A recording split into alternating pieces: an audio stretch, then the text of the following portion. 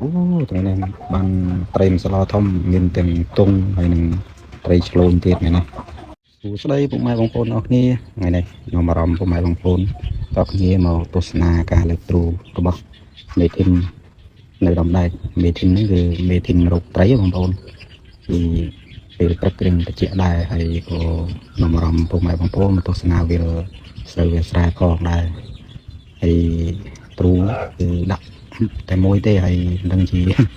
បានក៏អត់ទេថ្ងៃនេះថ្ងៃមុនលើកបានមួយស្លោអត់សូវចូលថ្ងៃនេះប្រហែលជាអត់ចូលដែរព្រោះថាពីយប់នេះគេចាទឹកពីលើហើយស្រកទឹកអស់អត់មានត្រីឡើងអញ្ចឹងមិនដឹងជាចូលបានច្រើនឬក៏ដូចថ្ងៃមុនទេខែនេះហើយឆ្នាំនេះក៏រៀងសក់ត្រីដែរបងប្អូនវាស្រករាំងមួយខែទៅងាប់ត្រីអស់ទើបមានទឹកវិញដែរអញ្ចឹងសូមបងប្អូនទស្សនាដោយរីករាយ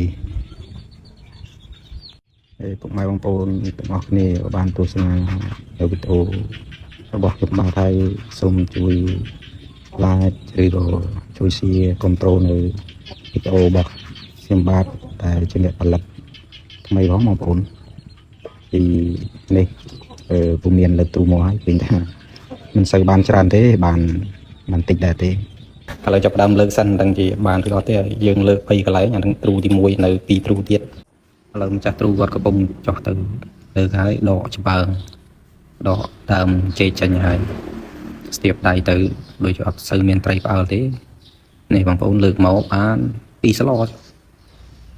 ត្រីតូចៗអត់មានត្រីធំចូលបើគេបង់មិនបានច្រើនបានស្ពិនបានទុំ7ក្នុងវែងធំដល់ពេលដាក់ទ្រូទៅបានតូចអត់ខ្លះត្រីគេបង់ច្រើនពេកត្រីធំផ្អើលអស់ឥឡូវទ្រូទី1យើងបានប៉ុណ្្នឹងឯង2ស្លចុះឥឡូវនេះម្ចាស់ទ្រូមកដល់ទ្រូទី2អង្គុយមើលទៀតដូចអត់ចូលច្រើនឥឡូវលើកទ្រូទី2ទៀតបងប្អូនហើយដាក់ទាំងអស់3ទ្រូឥឡូវទ្រូទី2នៅមួយទ្រូខាងកើតដែលគេកំពុងបង់ទៀតនេះទ្រូទី2យើងបានច្រើនជាងទ្រូទី1ហ្នឹងហើយបងប្អូនមានតែប៉ុណ្្នឹងឯងសូមទស្សនាការលើកទ្រូដោយរីករាយទាំងអស់គ្នាអរគុណច្រើន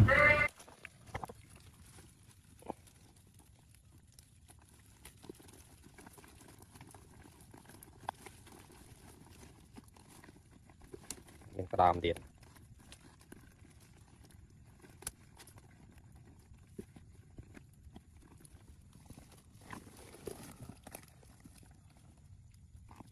ទៅលើកមួយទៀតអា2មិញបានតិច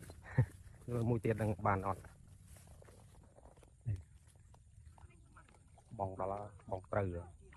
ផ្លេតបានចេះតិចបង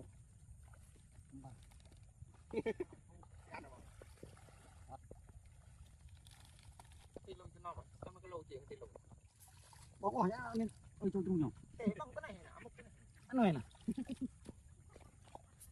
kalau ni kan 1គីឡូជាងខ្ញុំប្រហែល4 20 30គីឡូពេលមកលើអត់ចេះយីអើvậy thì nó sẽ khác đấy mà có được làm làm bàn ngọt vậy hả sọt lò đầy tru phong cây phong này